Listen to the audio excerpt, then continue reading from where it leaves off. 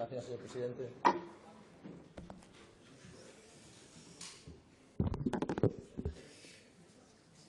Señorías,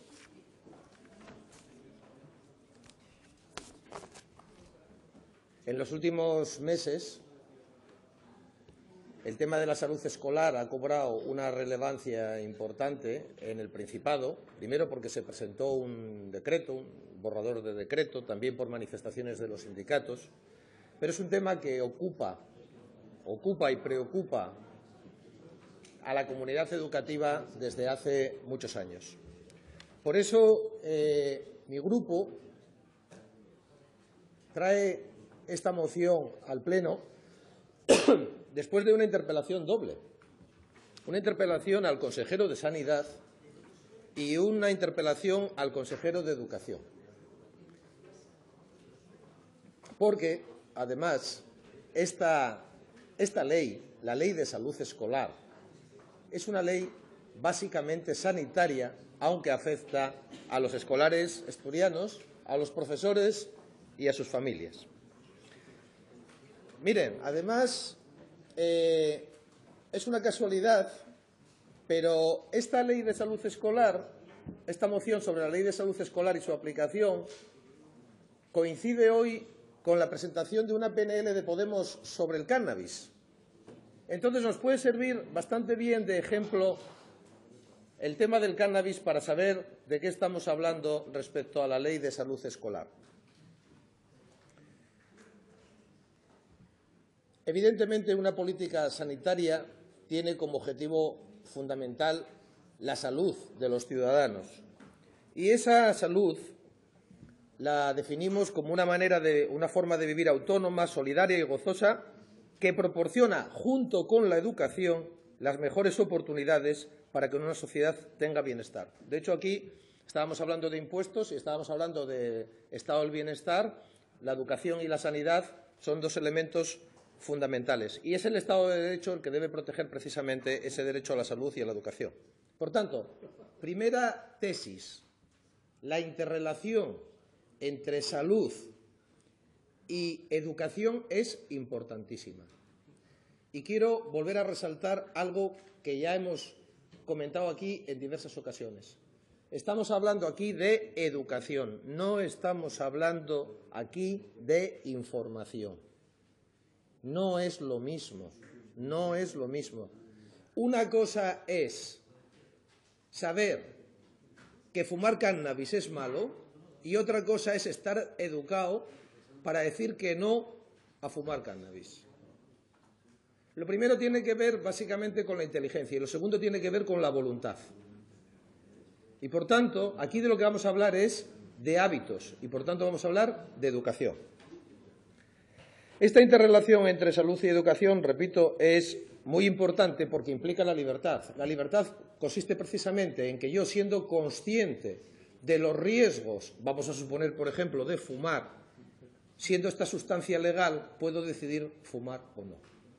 Evidentemente, si estoy bien educado, es decir, si sé los problemas que puede generar el tabaco y tengo fuerza de voluntad, evidentemente no adquiriré un hábito malo que tradicionalmente se han llamado vicios. Y tendré hábitos buenos que habitualmente se han llamado tradicionalmente virtudes.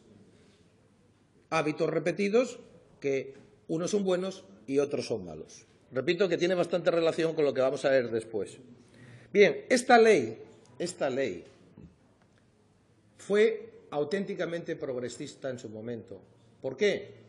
Pues porque, como ustedes saben, la atención primaria, a partir del año 78, ocupó un papel muy importante. Era una atención primaria sanitaria que tenía, sobre todo, un fundamento comunitario y, precisamente, esta ley quería relacionar, si hay un ámbito comunitario por excelencia, es el ámbito educativo, por donde hay una implicación muy importante, no solamente familiar, sino también barrial. Y por eso uno de los elementos fundamentales de la ley era precisamente en comités que hubiera en los centros la presencia de facultativos, de sanitarios, de sus centros de salud, de su barrio, porque eso fue precisamente la apuesta por la atención primaria.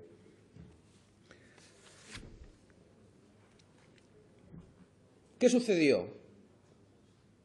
En ambas interpelaciones quedó claro cuál fue el desarrollo de los acontecimientos. Prácticamente esta ley no se ha desarrollado, no ha tenido aplicación práctica. El decreto que se sacó en febrero no incorporó una evaluación de qué había pasado con esta ley en los últimos 30 años. Y esto es lo que se pide en esta moción. Lo que se pide en esta moción es sencillamente algo que parece obvio, y no digo nada ya cuando hablamos incluso de docentes, que es la preevaluación. Todos sabemos que antes de dar contenidos a una clase, pues haces una preevaluación para saber cuál es el nivel de la clase, porque no es un nivel abstracto. Pues eso es sencillamente lo que nosotros pedimos aquí. Lo que nosotros pedimos aquí es que antes de sacar el decreto de las comisiones escolares, se haga una evaluación de qué es lo que realmente ha pasado en estos últimos 30 años para que no funcionara. ¿Qué ha funcionado? ¿Qué no ha funcionado? ¿De acuerdo? Mire, yo ya adelanto algunas cosas puramente de manera intuitiva. Contenidos de educación para la salud desde un punto de vista curricular, hemos estado bien. Hemos estado bien, a pesar de la LOMCE. A pesar de la LOMCE, hemos estado relativamente bien. Es decir, es muy difícil que hoy en día pudiera aparecer un escolar asturiano que haya pasado por el sistema educativo en los últimos 30 años que en términos de información respecto a la prevención, vamos a suponer, por ejemplo, de los perjuicios del cannabis, haya pasado por el sistema educativo y no lo sepa. Eso es imposible. ¿De acuerdo? Ahora bien, otros ámbitos que suponían más medios y más recursos, como por ejemplo acciones asistenciales dentro de los centros, informes, funcionamiento de estas comisiones escolares en donde estuvieran presencia los sanitarios, especialmente, también lo dijimos en su momento, no generalizando, dijimos en alguna interpelación que la salud va por barrios y hay que discriminar positivamente y no se puede hacer el mismo esfuerzo en todos los sitios, porque hay centros escolares en donde el alumnado es más pobre, económica y culturalmente, y por tanto la administración pública tiene que hacer más esfuerzo, porque parte del problema, que ustedes lo saben bien, es que hay una relación entre pobreza y mala salud. Y no voy a decir ya nada del consumo de determinado tipo de drogas.